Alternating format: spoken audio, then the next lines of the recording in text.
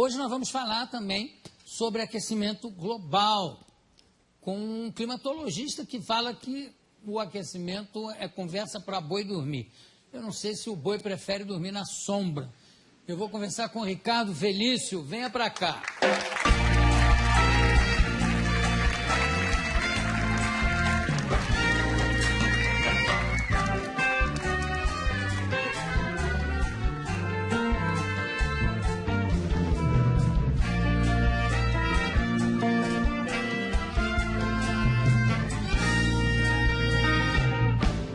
Bom, você é professor do Departamento de Geografia da USP.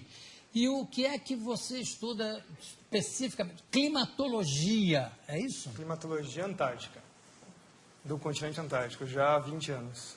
É só do continente antártico? É a minha especialidade, mas o resto também. Sim, não tem como separar. Claro. E você esteve na Antártida algumas vezes? 2 vezes já. O que você acha das teorias de que o aquecimento global está derretendo o gelo do continente? Começa que já nem é uma teoria, é só uma hipótese. Então ela não carece de prova científica. Então é isso que é o pior. Você tá... Não carece de prova? Não tem prova científica do aquecimento global. São 26 anos, na verdade são 3.000 anos que essa história já existe. Nossos pesquisadores da equipe da Climagel já foram buscando essa informação. Já se discutiu isso nas ágoras das póleis gregas. Se cortasse árvore ia mudar o clima do planeta. Na Grécia Antiga já se discutiu? No Senado Romano se faria ou não os aquedutos porque ia mudar o clima. E por aí foi. Até hoje nós estamos com essa historinha, a mesma coisa. O clima vai mudar, o homem mexe no planeta, não sei o quê, e não mexe nada. Mas é engraçado, tem relatos de uma civilização, não sei se é a Inca ou se é Azteca, aonde eles iam cortando florestas para usar essa madeira, inclusive para queimar essa madeira, com aquecimento, etc. E à medida, quando chegaram nas últimas árvores, que acabou a floresta, que a civilização também começou a cair, a entrar em decadência. Não tem nada a ver uma coisa com a outra. Você destruiu aqui, não tem uma consequência? Não pode ficar... Tem que tomar muito cuidado com isso, porque isso são ações locais e não são ações planetárias. Mas no local funciona. Mesmo assim, a alteração é muito pequenininha. A cidade de São Paulo faz o seu microclima, por exemplo. Assim não. E aí o clima global é outra coisa. Mas o discurso desse pessoal é que a cidade altera o clima do planeta. Portanto, a cidade tem que se adaptar à mudança do clima, que ela mesma fez. Mas espera aí, raciocínio circular, né? Agora, como é que é? Quer dizer que a água não está... O gelo não está derretendo lá? Não, o gelo derrete e congela de novo. Tem os seus ciclos, Isso já é muito conhecido desde o final da Segunda Guerra Mundial. Primeiro que o próprio cenário de guerra era o cenário polar, A gente está acostumado a sempre ver o mundo no planisfério, acha que os Estados Unidos está de um lado de cá, a Rússia está do outro lado, eles vão se matar por mísseis por cima do Atlântico, Não, eles vão se matar em cima do polo, Claro. Na verdade, eles estão pertinhos um do outro, Então, o conhecimento do gelo, já na época militar, já é muito difundido. Então, o próprio Ano Geofísico Internacional, 1957 até 58, estendido até 59, a primeira missão dos americanos foi atravessar o polo e, inclusive, colocar um submarino nuclear no polo. Embaixo da Isso, calota. exatamente. Foi o submarino Nautilus, que conseguiu, em 57, atravessar o polo todo. E o submarino Skate, ele conseguiu furar o gelo, quer dizer, eles já sabiam exatamente aonde estão as políneas, que são as aberturas do gelo do Ártico, para poder colocar a arma de guerra lá. Então, o clima e militarismo está sempre andando junto, Tudo está andando junto com o militarismo. Como é que é o negócio do nível do mar? Não está subindo ano? Não, o nível do mar continua no mesmo lugar. Tem essa história também. As calotas estão derretendo. Não. Primeiro que se fosse derreter alguma coisa, teria que ser a Antártida. Então, aí sim você teria uma elevação do nível considerável. Mas para derreter a Antártida, cá para nós, você tem que ter uma temperatura na Terra, assim, uns 20 ou 30 graus, muito mais elevado. Sim, mas a medição do nível do mar Está subindo? Não, ele tem Como é que pequenas variações. Por exemplo, só o El Niño, que é um fenômeno completamente natural, varia o mar meio metro. E aí, os piores cenários do IPCC, que é o painel intergovernamental para a mudança do clima, né? O pior cenário deles é 50 centímetros. Em quanto tempo? Em 100 anos. Mas não tem uma medição feita pelo Capitão Cook? Tem. Tá, De quando é? Acho que 1780, mais ou menos. E de lá para No cá... mesmo lugar. O nível do mar está no mesmo lugar. Então, que alívio que você me dá. Isso, nossa. Não, tem uma situação mais engraçada. Que eu fui fechar minha conta num banco que se diz sustentável, essas coisas, eu odeio essa história, né? E, não, mas o senhor faz o quê? Eu sou professor de climatologia. O mundo vai acabar? Assim, as pessoas estão assim, apavoradas, o mundo vai acabar. Não, a Mariana estava preocupadíssima, inclusive ela tampa tudo que é espelho até hoje, Por causa do aquecimento com medo global. de ver o reflexo do aquecimento global. O aquecimento global virou o bode expiatório para todos os males da humanidade. Bom, falando em aquecimento, e a famosa, não é a calota polar, como é o efeito estufa? Esse é o pior de todos, né? Essa é uma física impossível. Ai, eu estou tão contente hoje. Quer dizer, o mundo terminar em 2012, nem pensar, né? De jeito nenhum. Tá. Então vamos para o efeito estufa. Como é O que é? efeito estufa é a maior falácia científica que existe na história, né? Primeiro que ele é baseado num conceito científico que não existe. A Terra tem essa temperatura porque ela tem atmosfera, recebe energia do Sol, tem uma interação com a atmosfera, e por lei dos gases, note, não é uma teoria, é a lei dos gases, pressão, temperatura, né, e volume. Então, por causa de ter uma atmosfera, nós temos essa temperatura. Eu adoro essa discussão assim que os aquecimentistas, que são os que trabalham para o lado do aquecimento global. Não, mas o maior exemplo de que o CO2 realmente acaba com o planeta Terra, acabaria com o planeta Terra, é Vênus. Aí eu falo, é? Tá, qual é a pressão atmosférica na superfície de Vênus? Não sei. São 90 vezes a pressão atmosférica da Terra. Portanto, a temperatura lá é de 400 graus na superfície, não é por causa do CO2, é por causa da pressão atmosférica da atmosfera de Vênus. E Vênus também tem o problema da camisa, né? Que deve ter uma certa influência. Agora, quer dizer que não há o efeito estufa? Não, essa física não existe. Então, o negócio do pum dos carneiros da Nova Zelândia, você já ouviu falar nisso? Já! Não é que é uma quantidade tão absurda de puns tem que vai causar o apocalipse, porque vai estourar com a calota não, como é que chama? Com a famosa camada de ozônio. Que não existe, né? A camada de ozônio é uma coisa que não existe, né? Não existe? Não. Meu Deus, que alívio que eu estou hoje. Quer dizer que o carneiro pode dar pum à vontade. Eu sei que tem fazendeiros ensinando o carneiro a se segurar. Pode soltar. A história do ozônio é conhecida como, né, nos cientistas sérios, não esses aí que estão aí vendidos chapa branca, que a gente chama, né? Trabalham para governos, empresas, etc. E tal. Cientistas sérios, o próprio pai da coisa é o Dobson, que no Ano Geofísico Internacional se propôs a ir para a Antártica justamente para saber qual era a variação do ozônio na calota polar. Ele já sabia que o ozônio desaparecia completamente na Antártida. E aí, de lá para cá, os caras desaparecem com essas informações e falam que é o seu desodorante que destrói a camada de ozônio. Nossa! Nunca mais eu pego um sujeito fedendo, que eu brigar com ele para botar um desodorante, Aí, canalha. quando você vai ver o que acontece, é a quebra das patentes dos CFCs, os gases refrigerantes. Então, em 87, começam a terminar as patentes, elas começam a se tornar públicas, você não precisa mais pagar royalties para elas.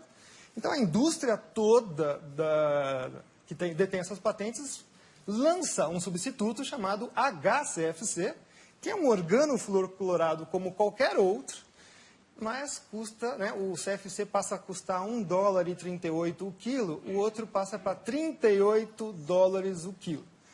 Mas a grande vantagem é que ele não funciona em nenhuma das geladeiras anteriores, ar-condicionado e tudo mais. Então, é extremamente sustentável. Você tem que vender, jogar tudo fora e comprar tudo novo. Hoje, as patentes vencem em 25 anos. Então, o discurso agora é que os HCFCs, milagrosamente, descobriram que ele também faz mal para a camada de ozônio e aquecimento global. Que alívio que a gente sente, né? Não, mas o melhor é o preço, que vai ser o substituto. Que as empresas agora falaram que vão garantir que não vai dar mais problema. Né? $128 o quilo. E também não vão funcionar nos outros. Robson, sabia que na 99 você tem o mesmo passageiro, o mesmo trajeto e ganha mais? Não me ignora que eu não sou palhaço, Robson. Frederico, ele não te vê. Você é meu amigo imaginário. Peraí, quem falou que sou seu amigo? Recalcula, ganhe mais de 99. Dirija e comprove. Outros equipamentos. Isso tem sempre essa jogada, né?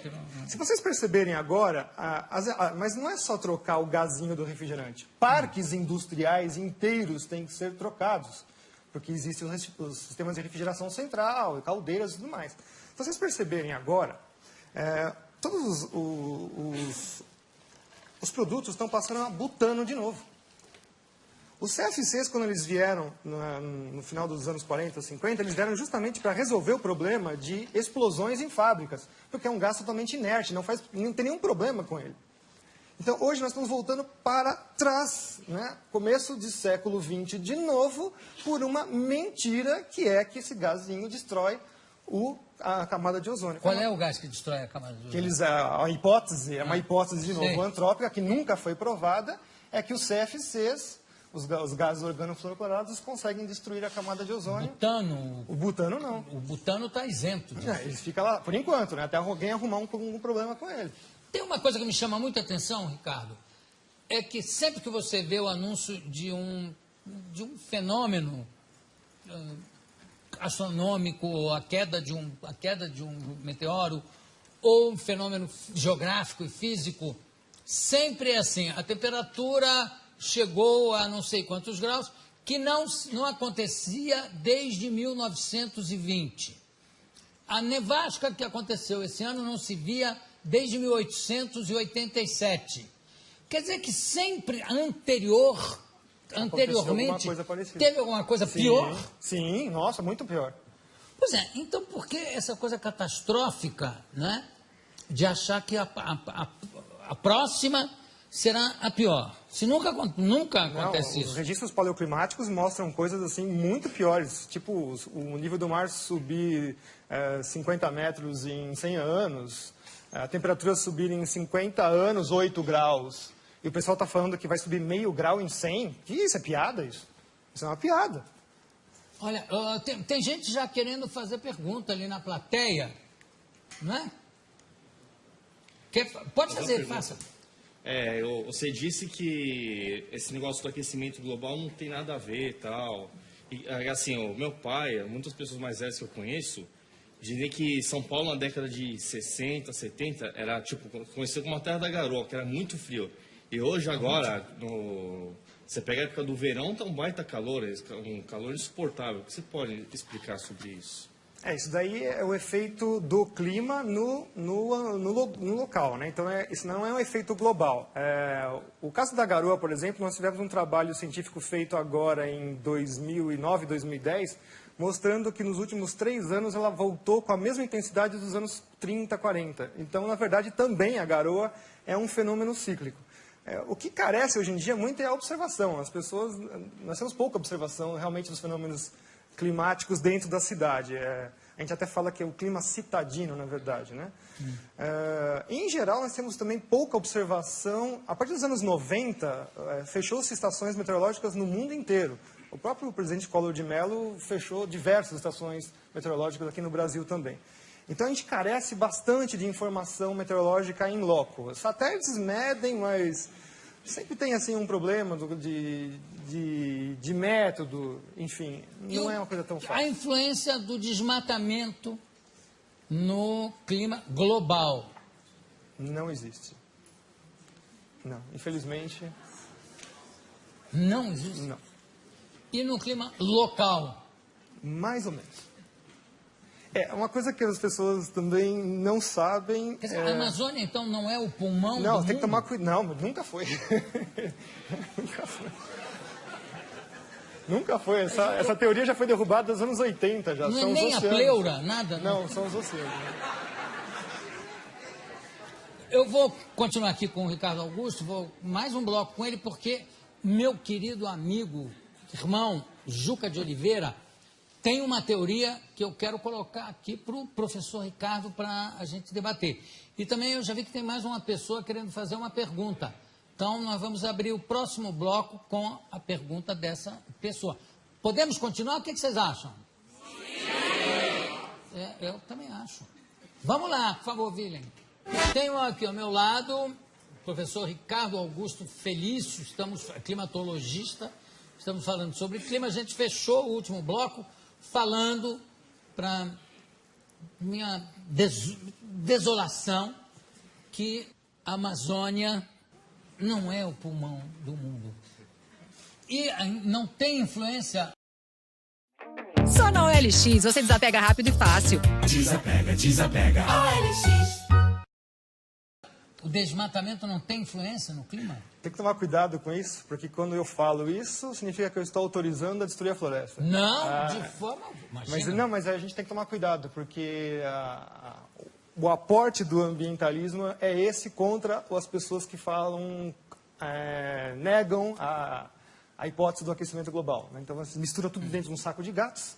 Você fala, tá vendo? Esse cara está autorizando a gente destruir a floresta. Não, a Amazônia está lá, não é para ser destruída. Aliás, eu acho que nem é possível destruir a Amazônia, Não é porque grande parte dela está plantada embaixo, quer dizer, é embaixo d'água, para chegar na raiz, seria, né? São 6.000 quilômetros desse novo aquífero que descobriram embaixo da Amazônia. Ganha do aquífero Guarani.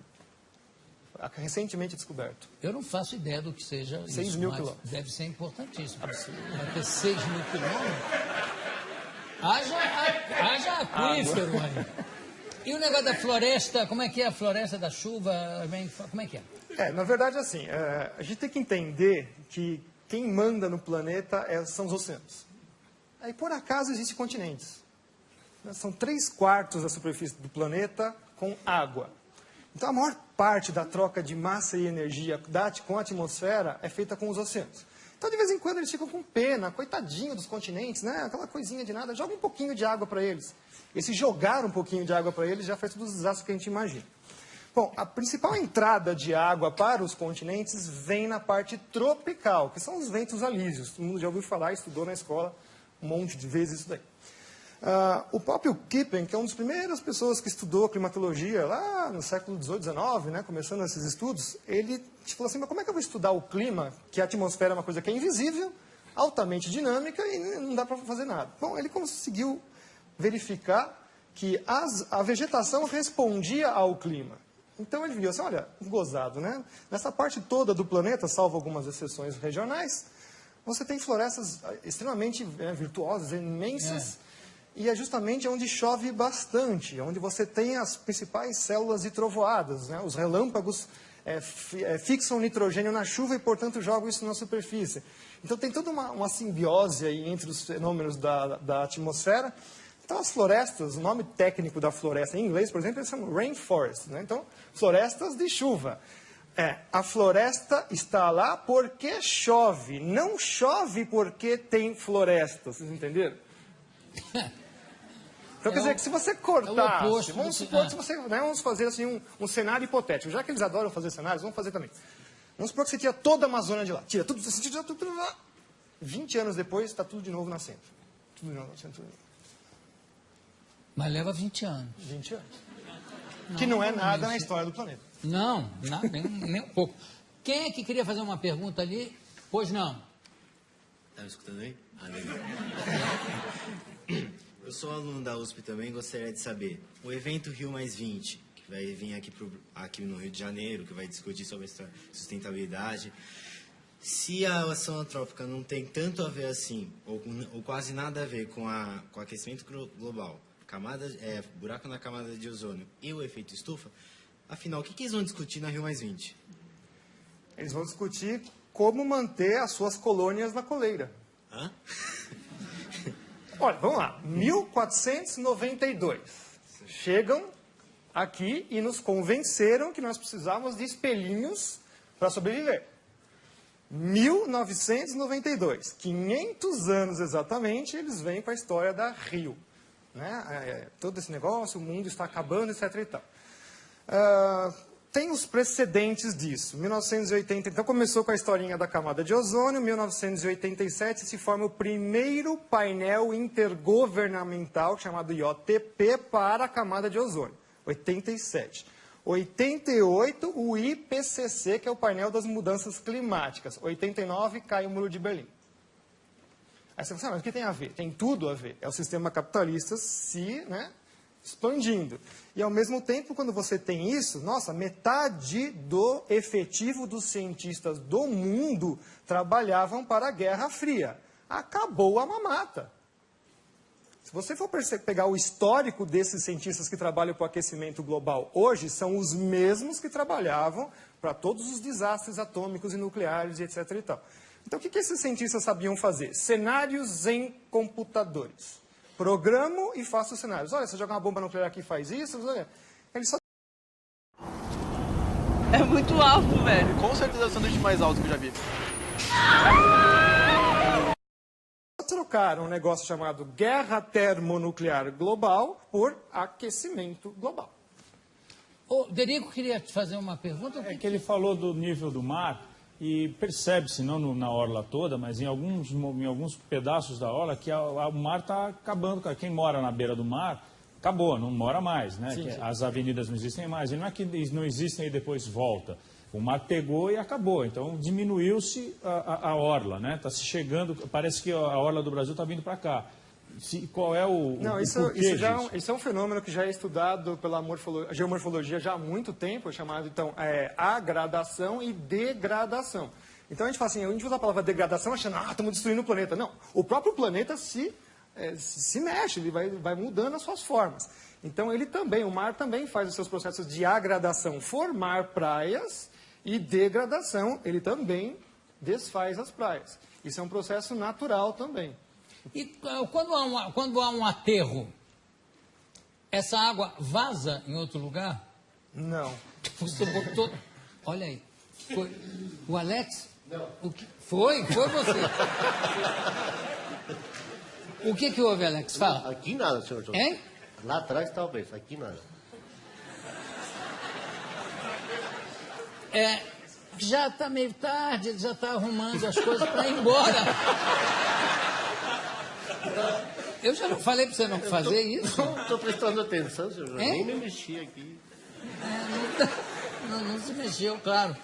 Bom, desculpa. Essa imagem que eu fiz, que é absolutamente infantil, claro, de você aterrar aqui, o mar não se expande numa outra direção, em algum outro lugar? Não, a área é mínima, não tem como. Não tem influência nenhuma? Não. A influência, 99% da energia que está na superfície da Terra vem do Sol. 99%. 99,99% na verdade. A geotérmica é insignificante em frente ao extrato geográfico. Que é a casquinha do planeta. Eu digo local, de repente... Não, mesmo assim, continua não sendo. O Sol, por exemplo, todo mundo fala assim, o Sol é uma constante. O Galileu quase foi para a fogueira, né? Quando ele começou a achar manchas no Sol. Eu acho que o Sol não é uma constante. E não é. O Sol tem seus ciclos, né, de alteração. O principal é de 11 anos. Então, 11 anos ele vai aumentando sua atividade e diminuindo. Então, mais ou menos 4 subindo, 7 descendo. E também tem outros ciclos de 90 anos, outros ciclos de 200. Então, agora, por exemplo, nós estamos entrando num período mais calmo do Sol, que vai até 2046. Então, se vocês estão pensando que vai ter aquecimento global, não, vai ter, mas na verdade é resfriamento. Que já está acontecendo, na verdade, desde 1998. O que? Um resfriamento? Já. As temperaturas, na verdade, já estão diminuindo. E a influência do Sol no nosso clima é total? Total, 100%. Aí depois você tem Lua, tem um pouco de Júpiter também e Saturno, mexendo em campos gravitacionais, mas o resto vai ser o Sol no primeiro escalão. O segundo escalão são os vulcões, e aí o pessoal do terceiro escalão são os oceanos. Os vulcões. Os vulcões.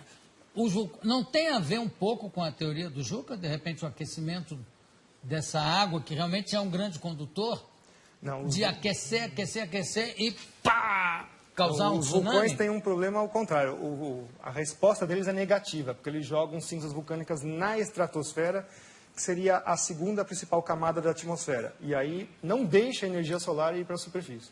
Então, quando tem atividade vulcânica em geral, quando assim intensa, você tem já o próximo verão e inverno mais frios. Krakatoa foi um grande problema, né? O ano seguinte não teve verão. Né? Um vulcão lá no... Depois que ele entrou em atividade, o ano seguinte não teve verão. Tanta cinza vulcânica que ele jogou na estratosfera. Você vê, graças a Deus nós não temos aqui regiões de grandes vulcões, né? Não tem... Mas não tem problema. Em qualquer lugar que eles estiverem, eles... O chileno agora, Você acha o ano graça passado... nisso? Ele acha graça. Eu acho, qualquer lugar. O chileno o quê? O vulcão chileno agora, no final do ano, entrou em erupção. Bom, afetou até aqui os Estados do Sul, né? Nossa, até agora o Alex estava derrubando coisa lá. E o El Niño? Você falou do El Niño. Até hoje se fala muito do... O El Niño é um fenômeno bem interessante, totalmente desconhecido, muito complicado, é um fenômeno de alta frequência. Ele às vezes fica 4, 5 meses, desaparece mais uns 15. Polarizado, né? Tem o El Niño Laninha, e às vezes ele fica meio intermediário, não joga nem para um lado nem para o outro. Tem Laninha também? Tem Laninha também. E eles também estão atrelados com outro fenômeno chamado oscilação decadal do Pacífico. Esse é um mais longo. E foi descoberto sem querer com a pesca no... Oi, tudo bem? Aqui é a Luciana Sabra, eu tenho uma pergunta rapidinho para você. Rapidinho mesmo, só uma pergunta, responda sim. No Pacífico, né? Os peixes desapareciam durante uma época, depois era uma abundância total de peixe. E aí viam que estava ligado com a temperatura da superfície da água do mar. Então, o Pacífico ele tem uma polaridade de estar mais frio e mais quente, muito próxima à oscilação do Sol. E tinha que ser, né? A gente sempre esquece, o Pacífico é 1/3 do tamanho da Terra. 1/3 do tamanho da Terra é o Pacífico. Bom, eu acho que a gente vai dormir ou mais tranquilo ou mais preocupado depois da conversa aqui com o Ricardo Augusto Felício. Professor, muitíssimo obrigado pela sua presença. Obrigado a todos vocês aqui também. E daqui a pouco a gente volta.